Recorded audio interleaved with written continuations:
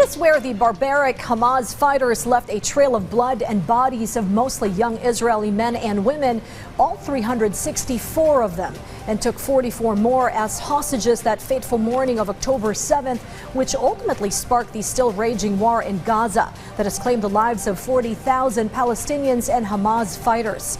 And as the first anniversary of that dreadful day that lives in infamy looms near, the site is steadily drawing Israelis and tourists the world over to this memorial. VOA's Linda Gradstein and Ricky Rosen filed this report. Kobi Itach has come to the site of the Nova Music Festival, where his son Liel was killed by Hamas gunmen on October 7th. He and his family are building a memorial for Liel amid the booms of fighting from nearby Gaza. Itach speaks to a group of visiting Israeli soldiers about his son and the more than 360 other young victims of the Hamas attack.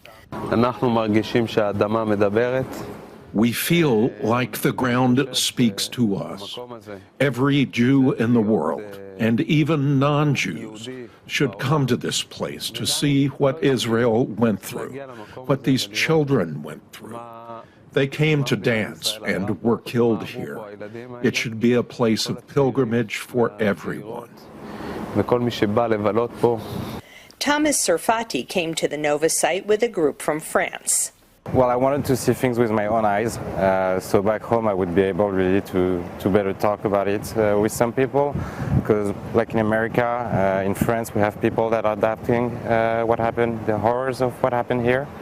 The crowds of visitors include the Deputy Speaker of the Israeli Parliament, Nissim Vaturi, with a delegation from the ruling Likud party.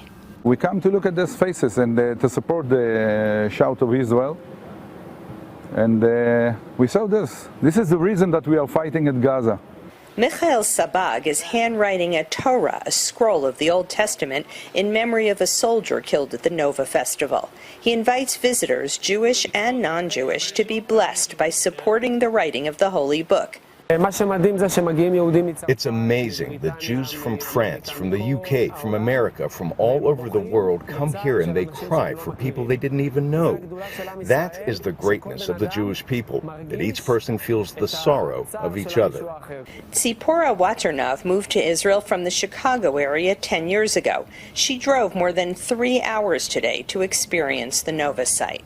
Psalm 30, the second to the last line says, I will turn your mourning into dancing. I will remove your sackcloth and clothe you in joy. For most Israelis, though it's been almost a year since the events of October 7th, there is still much more mourning than joy. Linda Gradstein, VOA News, Kibbutz Re'em, Israel.